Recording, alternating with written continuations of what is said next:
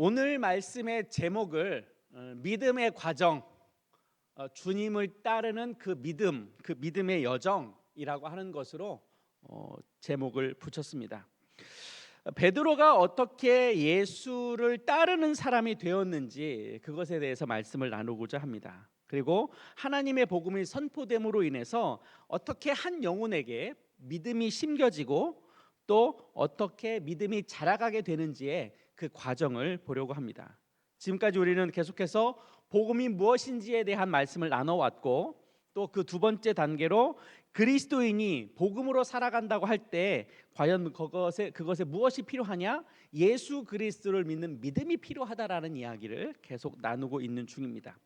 그런 의미에서 오늘 본문의 말씀인 예수님의 수제자 베드로가 어떻게 예수를 믿고 따르는 자가 되었는지 그것을 우리가 보면서 아하, 예수님을 따르는 여정이 이렇구나라고 하는 것을 한번 확인해 보셨으면 좋겠다 생각이 들었습니다. 누가복음 5장 우리가 읽은 이 본문은 베드로 사도의 소명장으로 불립니다. 베드로의 소명장, 누가복음 5장. 그것이 바로 베드로가 하나님 앞에 부름을 받고 순종하게 된 그것을 보여주고 있는 거죠. 결론을 먼저 말씀을 드린다면 베드로는 자신의 재산인 배를 육지에 버려두고 또 자신의 가족들을 그들 마을 가운데 남겨두고 예수를 따르는 자가 되었습니다. 이것이 어떻게 가능했을까? 어떻게 베드로는 이런 결단을 할 수 있었을까? 과연 이것이 쉬운 결단이었을까? 어려운 결단이었을까? 만약에 베드로와 같은 상황이 우리 눈앞에 펼쳐지게 된다면 나는 베드로와 같은 선택을 과연 할 수 있을까? 아니면 베드로와 같은 선택을 할 수 없는 걸까? 그날 아침 베드로와 베드로의 또 다른 친구 배 두 척이 밤새 바닷가에 나가서 갈릴리 바다에서 고기잡이를 했지만 아무것도 잡지 못하고 아무런 소득이 없는 채 이미 아침이 되어서 부둣가로 배가 들어오게 되었습니다. 그날은 아무것도 잡지 못했습니다. 그리고 그들은 그날 저녁에 다시 배를 타고 나가야 하기 때문에 들어온 배의 그물을 다시 물로 깨끗이 씻고 그 그물을 말려야 하는 작업을 오전에 해야 되는 거죠. 그리고 나서 오후 내내 그 바닷가에 널어놓은 그물을 말리고 난 뒤에 다시 저녁에 그걸 접어서 바다에 배를 띄우고 나가서 또 물고기 잡기를 해야 하기 때문에 그들은 배에 들어온 뒤로 부둣가에 들어온 뒤로 그물을 씻는 작업을 하고 있었습니다. 늘 그랬던 것처럼 베드로와 그에 함께 했던 사람들은 늘 같은 방식으로 그날 매일매일 일을 보내고 있었죠. 그런데 그날, 특별히 그날은 무리 가운데 베드로와 베드로의 친구들에게 다가온 한 무리가 있었습니다. 그게 누구였느냐면 예수님과 예수님을 따라오는 사람들이 있었던 거죠. 그리고 나서는 예수님은 베드로의 배에 오르십니다. 그리고 그 배가 부둣가에 정착되어 있는데 그 부둣가에 정착되어 있는 배를 띄워서 조금 바다 가까이로 가도록 베드로에게 요청을 했고 베드로는 그 말씀을 따랐습니다. 그리고 나서 예수님께서 말씀을 가르치셨다. 그리고 3절 끝에 무리를 가르치셨다. 4절 앞부분에 말씀을 마치시고 라는 단어가 기록되어 있죠. 그러니까 배에 오르시고 부둣가에서 배를 조금 띄우신 다음에 예수님은 밑에 있는 예수님을 따라온 사람들에게 하나님의 말씀을 가르치셨고 그리고 말씀을 마치시고 난 바로 뒤였습니다. 그런데 말씀을 마치시고 베드로에게 예수님께서 이렇게 말하죠. 깊은 데로 가서 그물을 내려 고기를 잡으라. 이것은 베드로가 알고 있는 상식과도 거리가 멀고 갈릴리 바다에서 고기잡이를 하면서 한평생 살아왔던 수많은 어부들과의 생각하고는 전혀 다른 이야기입니다. 낮에 고기가 움직이지 않습니다. 그리고 깊은 바다에는 고기가 없습니다. 그들은 한 번도 그렇게 물고기를 잡으러 바다에 나간 적이 없습니다. 그런데 예수님은 베드로에게 그렇게 얘기를 하는 거죠. 자, 한낮에 이미 아침이 되어서 해가 한참 떠 있는 그때에 배를 띄워서 바닷가에 가자고 합니다. 그리고 깊은 데로 가자고 합니다. 그리고 그곳에서 그물을 내리라고 합니다. 이것은 베드로가 한 번도 해본 적이 없는 고기잡이 방식이죠. 그런데 그것에 대하여 베드로가 그 말씀에 따라서 그렇게 허락을 하게 됩니다. 왜 이런 결정을 했을까? 베드로는 도대체 무슨 생각으로 그 말에 순종하게 됐을까? 아니, 예수라는 존재가, 예수라는 그분이 정말로 고기잡이에 능통한 사람이라면 뭐 한번 생각해 볼 수도 있습니다. 그런데 아시다시피 예수님의 직업은 뭐였느냐면 목수였죠. 목수가 하는 말을, 물고기를 잡는 일에 한평생으로 살아왔던 그 어부들이 그 말에 순종해서 대낮에 배를 띄워서 깊은 데에 가서 그물을 내린다, 이것은 얼토당토하는 이야기입니다. 해볼 수 없는 이야기입니다. 그건 뻔한 이야기입니다. 그런데 베드로가 이렇게 이야기하죠. 선생님, 우리가 밤이 새도록 수고하였지만 잡은 것이 없습니다. 하지만 말씀에 의지하여 내가 그물을 내리겠습니다. 그리고 배를 띄워서 바다 가운데로 나아갑니다. 그리고 수많은 사람들은 수군거렸겠죠. 도대체 저거 뭐 하는 짓이야? 헛수고를 하고 있네. 왜 저런 쓸데없는 짓을 하고 있지? 도대체 왜 저러는 거야? 라고 비웃었을지 모릅니다. 그런데 누구도 예상할 수 없는 엄청난 일이 그들에게 생기죠.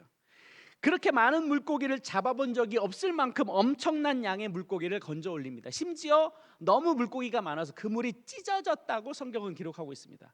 그리고 나서 베드로는 또 다른 자기의 친구들에게 자기를 도와달라고 요청을 하고 그 두 배에 가득 물고기를 싣고 이제 부둣가로 들어오게 되죠. 얼마나 그 마음이 기뻤겠습니까? 그 전날 허탕을 쳤죠. 밤이 새도록 허탕을 쳤어요. 그런데 해가 중천에 떠 있는데 배를 타고 나갔어요. 이건 안 될 일이에요. 깊은 바다에 갔어요. 더더군다나 안 될 일이에요. 물고기를 잡을 수 없는 상황이에요. 그런데 엄청난 양의 물고기를 잡게 되었어요. 기뻤을까요? 슬펐을까요? 좋았을까요? 안 좋았을까요? 행복했을까요? 언짢았을까요? 뭐 말할 필요가 없죠. 그런데 그 다음에 베드로의 그 행동을 보면 아주 독특한 형태가 나타납니다. 들어오자마자 예수님의 발 앞에 무릎을 꿇고 엎드려서 이렇게 이야기합니다. 주여, 나를 떠나십시오. 나는 죄인입니다. 이렇게 고백하는 거예요. 이게 왜 고백이 이상한가? 모든 사람들이 환호성을 지르고 있을 때입니다. 엄청난 일이 벌어졌어요. 하나님의 놀라운 사건이 벌어졌어요. 상상할 수 없는 일들이 펼쳐졌어요. 배가 만선이 되어서 돌아왔어요. 어마어마한 물고기를 잡았어요. 심지어 부자가 된 거예요. 하루 일당 정도가 아니라 그냥 뭐 일주일은 아무것도 안 하고 지내도 될 만큼의 엄청난 양이 잡혔어요. 모든 사람이 즐거워했어요. 행복했어요. 아하, 예수님의 말씀을 따랐더니 이런 어마어마한 일들이 생겼네. 와, 예수님의 말씀대로 했더니 안 될 일이 됐네. 이건 상식적으로 안 되는 일인데 예수님의 말씀을 따랐더니 이런 엄청난 결과가 들어왔네.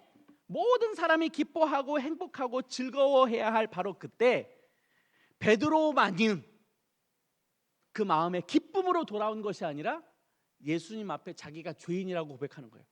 만약 이것이 너무나도 행복하고 즐거운 일이라면 당장 예수님에게 달려가서 예수님 감사합니다. 예수님 때문에 우리가 살았어요. 예수님 때문에 우리가 부자가 됐네요. 예수님 말씀대로 했더니 엄청난 일이 벌어졌어요. 감사합니다. 고맙습니다. 어떻게 이런 일들이 있을 수 있었을까요? 역시 예수님이네요. 그 전날 우리의 장모님을 고쳐준 그 예수님이시네요. 당신은 정말로 하나님이시네요. 당신은 그야말로 주님이시네요. 이렇게 반응해야 되는데 베드로의 반응은 무릎을 꿇고 주님, 내가 죄인입니다라고 바짝 엎드려 있는 거예요. 이 상황을 살펴보면 베드로가 기쁨에 넘치고 은혜가 넘치고 행복에 넘친 상황이 아니라는 것을 우리는 짐작할 수 있어요. 이 본문은 제가 이미 여러분들한테 한번 설교를 했던 본문이에요.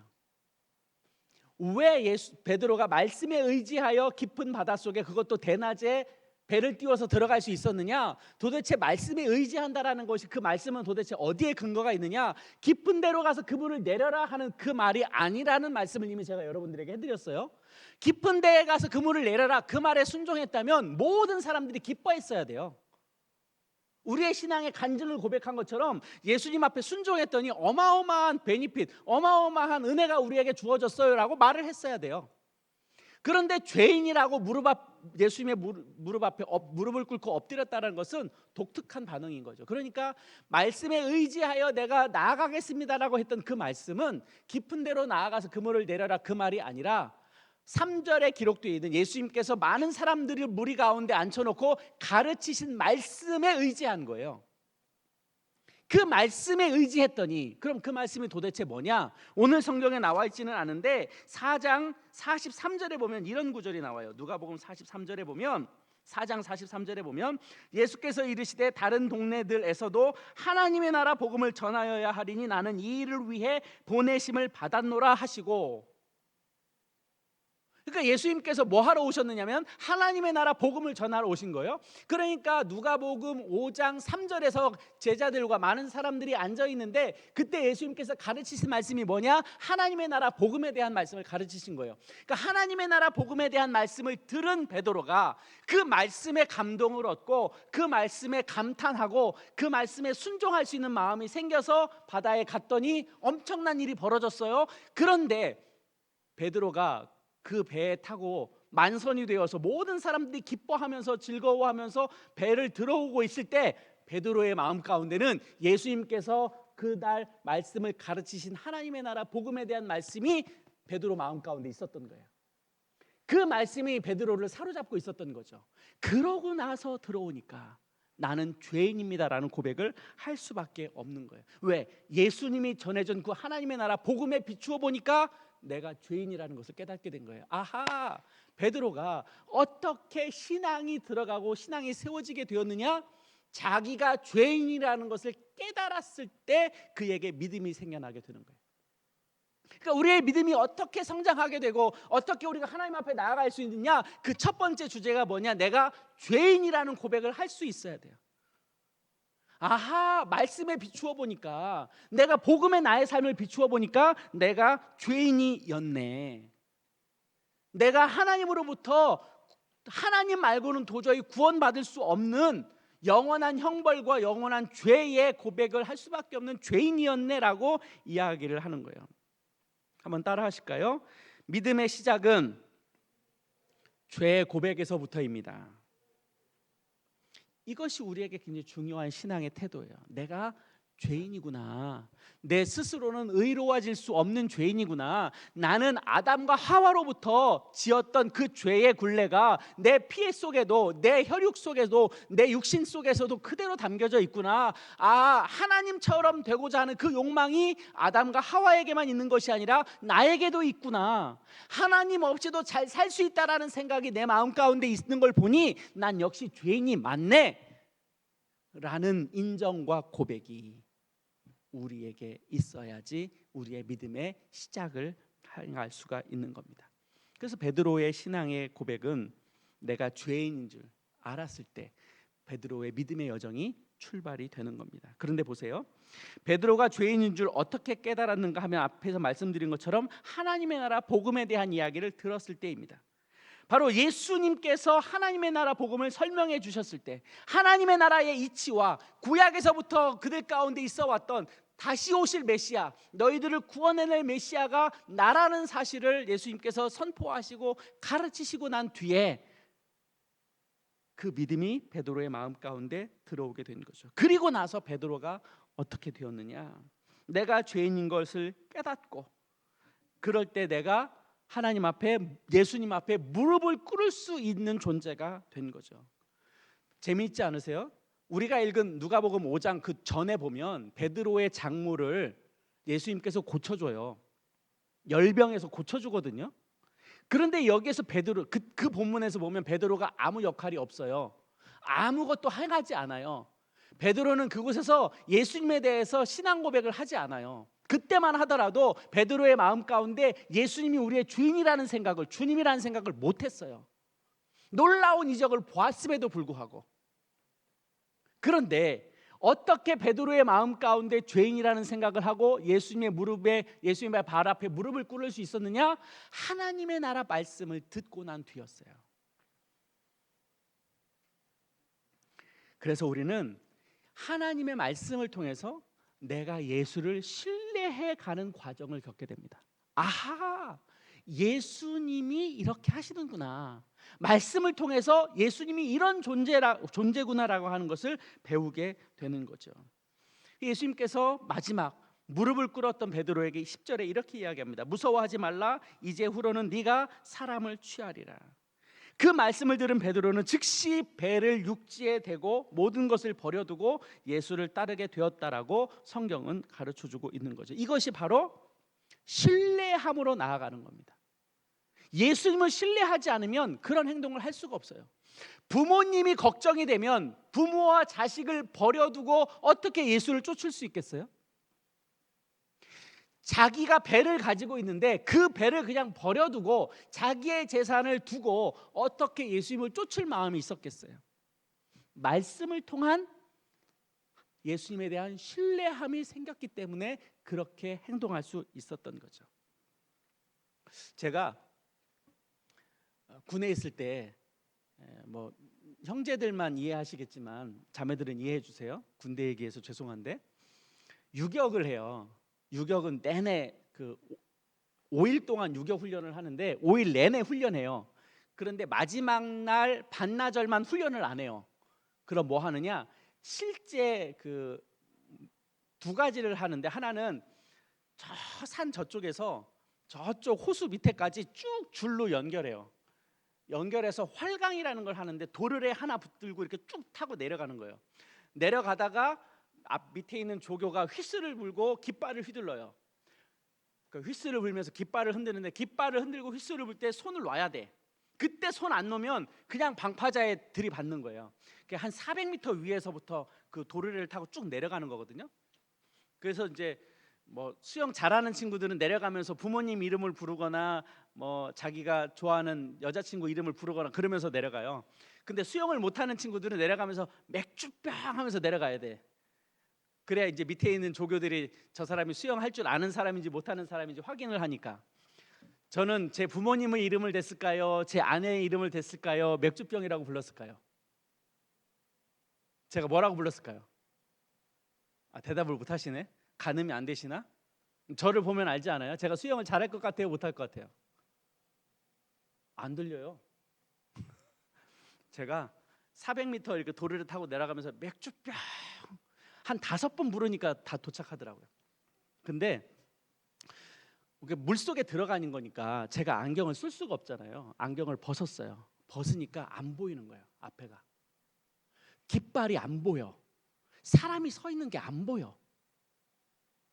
그래서 이거 내려가는데 이게 도르래가 쭉 걸려 있는데 이게 내려가면서 똑바로 내려가는 게 아니라 휘청 휘청 휘청 하면서 내려가요. 이 줄이 길으니까.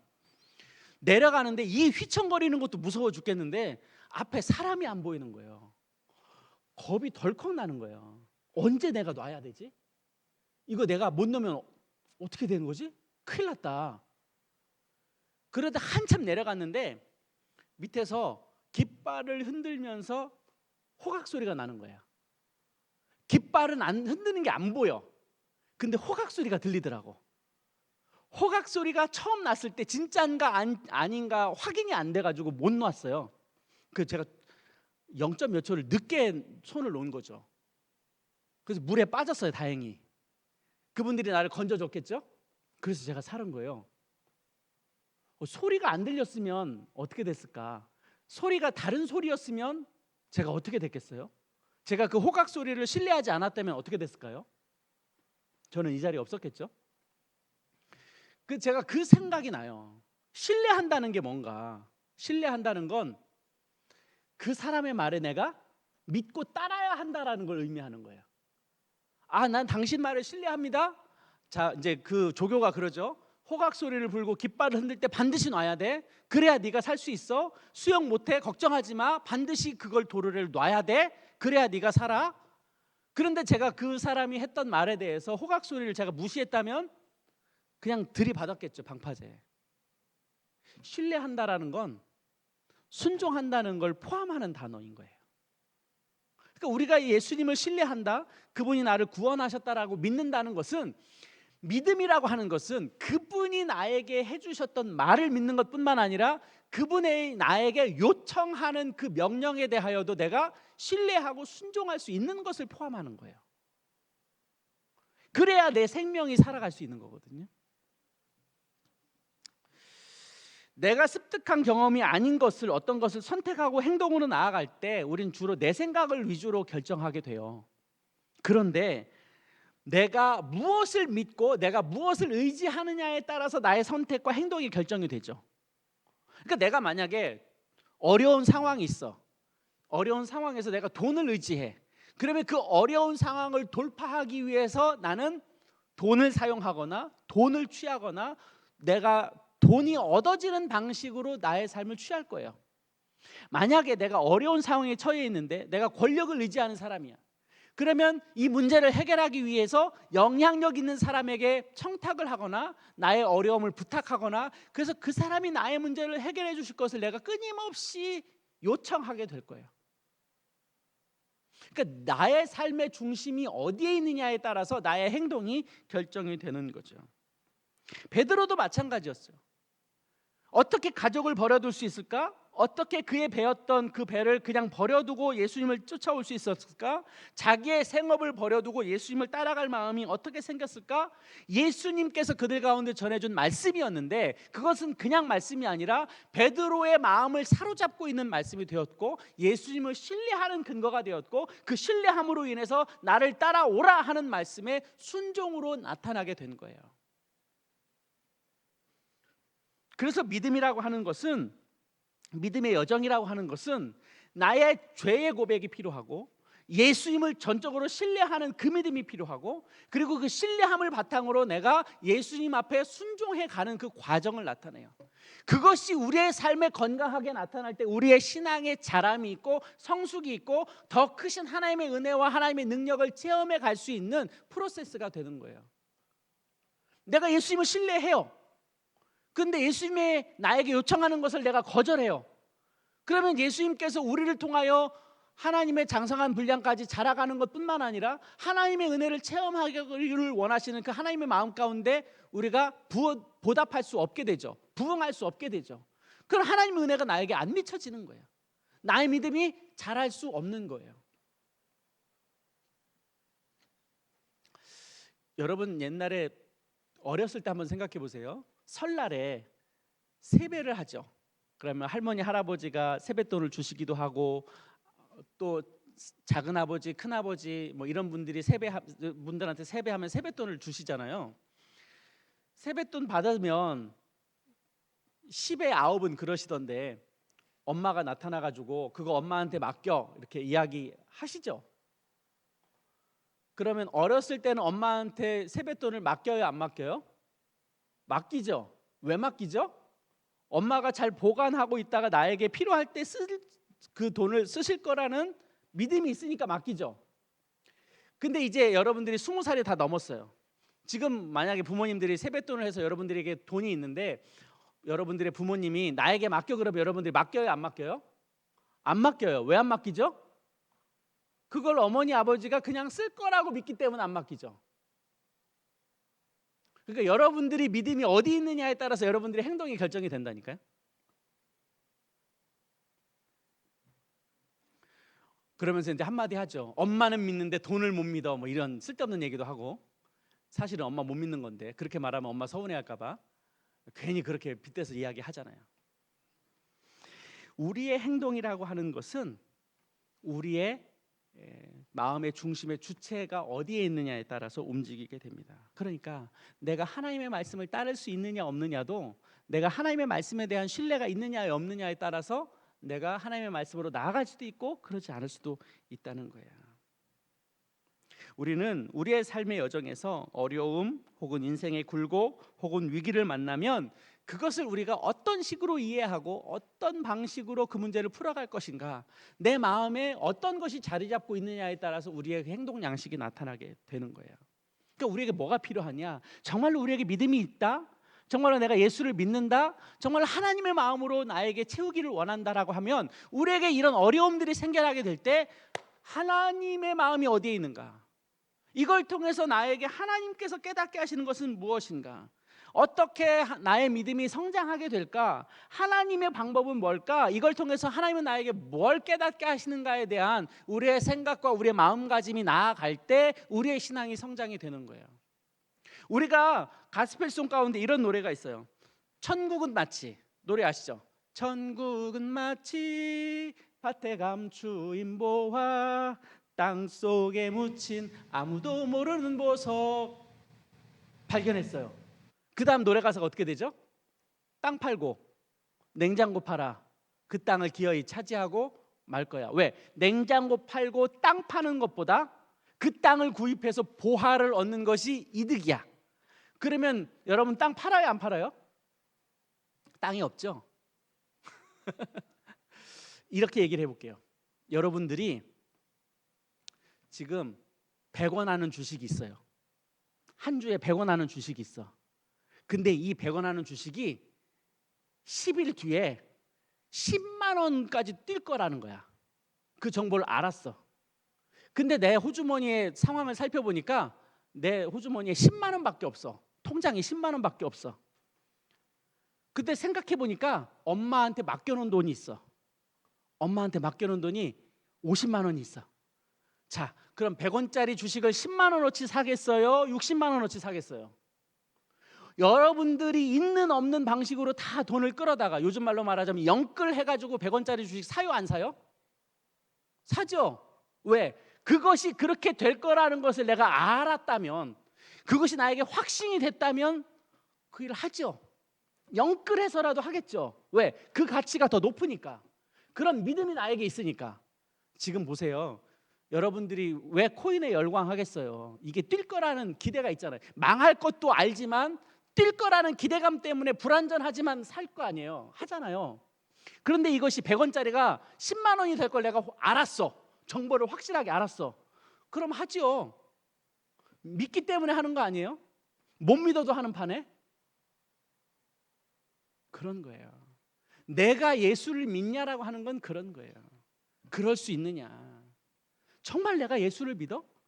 정말 예수님이 나에게 가장 좋은 것을 주실 분이야? 그 예수님이 정말 우리의 영원한 구주가 돼? 그분을 내가 믿을 때 그분의 은혜가 나에게 부어져. 그래서 내 삶 가운데 하나님의 나라가 임해. 내 삶이 기뻐, 충만해, 은혜 만땅이야. 하나님의 영광이 나를 통해서 드러나. 감격스러운 일들이 막 내 앞에서 펼쳐져. 감사한 일들이 끊임없이 생성이 돼. 그러면 예수 믿어요, 안 믿어요? 안 믿을 수 없어요. 그러니까 우리의 믿음의 여정이라고 하는 것은 지금 말씀드린 순서와 마찬가지입니다. 말씀을 정리하겠습니다. 믿음의 여정의 첫 번째는 내가 죄인이라는 것을 인정해요. 죄인이라는 것을 인정할 때, 그 죄인을 인정할 때 무슨 일이 벌어지느냐? 예수가 나의 구주가 돼요. 그리고 그분을 내가 말씀을 통해서 신뢰하고 그분을 향하여 나아가요. 그리고 세 번째, 그분의 말씀을 신뢰함으로 그분이 하신 말씀에 대하여 내가 순종함으로 따라가요. 그 과정을 거치면서 우리는 믿음이 자라가고 신앙이 자라가고 성장해 가요. 우리는 그러면 그럴수록 하나님의 은혜가 나를 통해서 나타나게 되어 있고 하나님의 영광이 나를 통해서 드러나게 되어 있어요. 하나님의 나라가 나를 통해서 이 땅 가운데 펼쳐지게 되어 있는 거예요. 우리 스스로 물어보셔야 돼요. 나는 정말로 예수를 믿는가? 다른 어떤 가치보다 예수가 나에게 중요한 가치인가? 그리고 나는 그분을 따라갈 믿음이 있는가? 그러면 우리의 신앙은 성장할 수밖에 없어요. 하나님이 우리를 그렇게 인도하실 것입니다. 우리의 믿음이 어제보다는 오늘, 오늘보다는 내일, 내일보다는 모레가 되어가는, 그렇게 성장해가는, 그렇게 성숙해져가는 하나님의 은혜가 나를 통해서 더 많이 드러나는 그런 우리 모두가 되기를 주님의 이름으로 축복합니다.